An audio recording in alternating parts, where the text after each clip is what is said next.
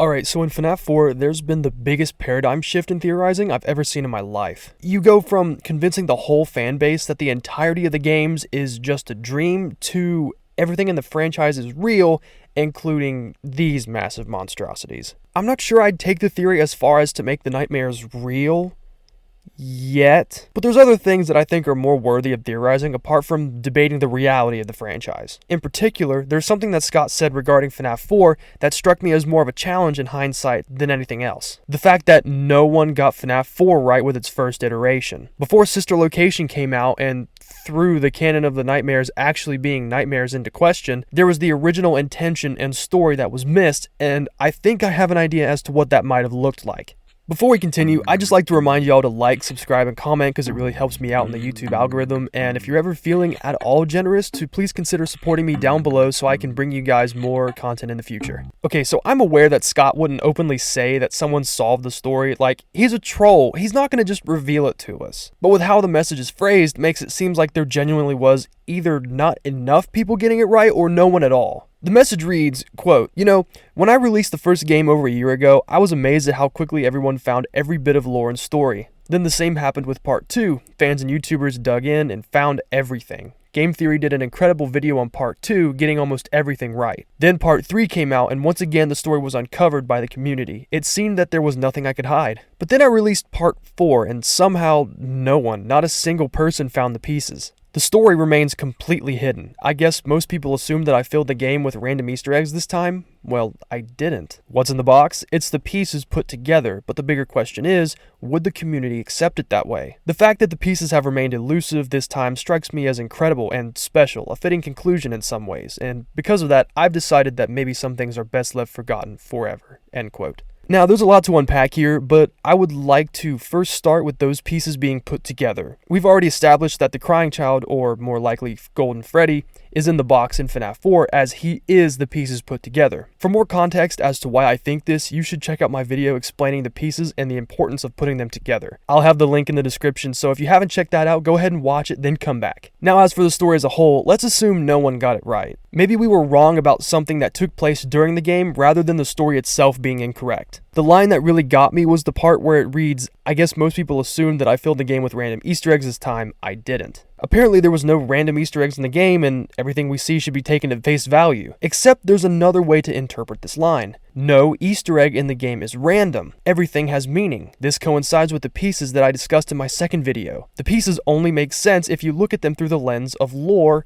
rather than the game at the time. It's all symbolism. Years and years ago, MatPat did a video on the Bite of 87 where he basically said that it was impossible that the Crying Child could be having these dreams due to the fact that losing your frontal lobe causes a change in dreams. He wouldn't be plagued by nightmares because he wouldn't care enough to be haunted by them, and because it causes him to lose his ability to feel any sort of endangerment and distress. He can't be afraid. He'd be too messed up to feel anything, so why is that even important? Why would he be having such vivid and disturbing nightmares? Well, it's because he's not. That's right, I'm going back to the Stone Ages, and I'm actually agreeing with Game Theory for this theory. It's just a shame that they didn't take this theory further. With this logic and the Crying Child being the one we follow through the whole game, life and death, it would be pretty weird that he wouldn't be the protagonist we play as in the gameplay section in the Fnaf 4 bedroom. But like I said, let's assume he can't have these nightmares. Well, who else could possibly be living these horror shows at night? Well, let me remind you, the Crying Child isn't the only major key player featured in this game at multiple occasions. Let's start talking about the brother in the Foxy mask. So why is he important? Well, it's not like he didn't see his little brother get his head bitten by a huge metal bear by his own doing. To say that after all the bullying and teasing he caused his brother, only for it to lead to his untimely death would cause him grief and trauma would be a major understatement. What I'm proposing today is that the Foxy bro is actually the one having these nightmares, and he's the one who has to live to regret with what he's done to his brother, and most importantly, that this could have been solved all along, even back in 2015.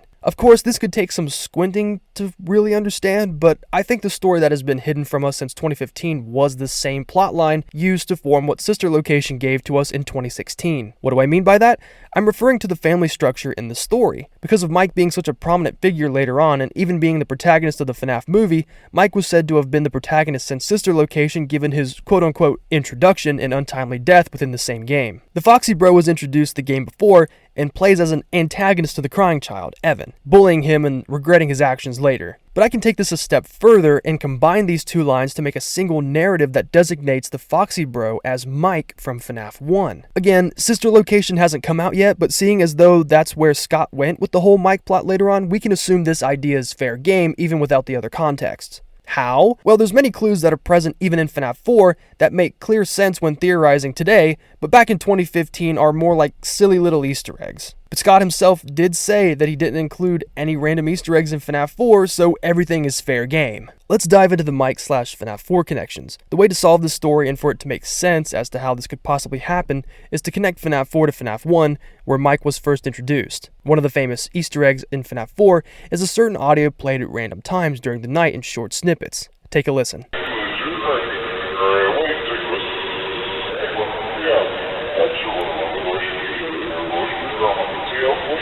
Now listen to it reversed, and tell me if it sounds familiar.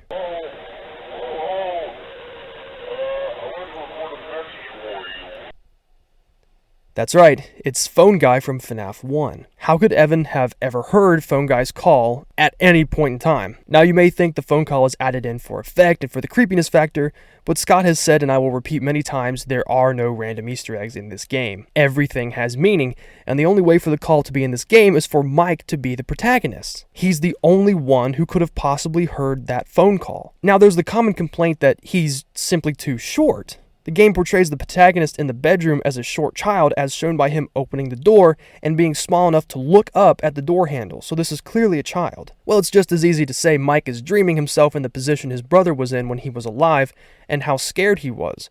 Mike now relives in his nightmares as a remembrance of what he did. It's just Mike taking on the role of his brother, fighting for his life, scared at every opening of the door, and feeling small and helpless compared to these monsters just like his brother. Now that that disclaimer is out of the way, there's more factors that solidify Mike as the player in Fnaf 4, that being the way the game is played in the first place. It's already crazy enough with the Phone Guy connection, but just look at how the game is played and where the characters are in relation to the player. Bonnie comes from the left door, Chica comes from the right door, Foxy enters the closet but can peek from either end of the hallways, and Freddy hides behind the player before jumping at him when he least expects it, just like we see in Fnaf 1. I mean, Chica is even heard in the kitchen rustling around, notifying the player that she isn't at the door. The same audio cue to let the player know that someone was in the kitchen in Fnaf 1. The gameplay of these two games are so similar, I actually believe that while the minigames in Fnaf 4 actually happen in 1987, the gameplay takes place in 1993, during the events of Fnaf 1. The nightmares simultaneously taking place while the Fnaf 1 gameplay is going on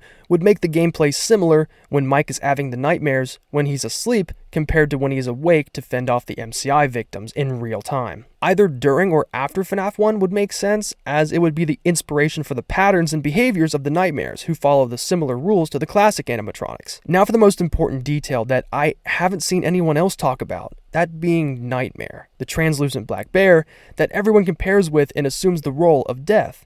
But I think leaving the role of Death at that is doing this character a huge disservice. Nightmare is translucent for a reason, to expose the endoskeleton face and brain that is exposed when it's not being engulfed in darkness. This character, in my opinion, is not only the scariest animatronic, but the most important to solving this theory, because this character, in my theory, is Mike being reminded of the death of Evan, his little brother, at the jaws of Fredbear. Let's look at Nightmare Fredbear. He's yellow and purple, the same colors from back in 1987, but how does Nightmare look? Yellow and black. You would think his colors would be inverse of Fredbear, if anything, but that doesn't make sense for him to be black with a yellow top hat and bow, unless you consider this takes place in 1993. Then you remember that Mike has seen Golden Freddy. He knows what has become of his brother because Evan has been reaching out to him in his animatronic suit.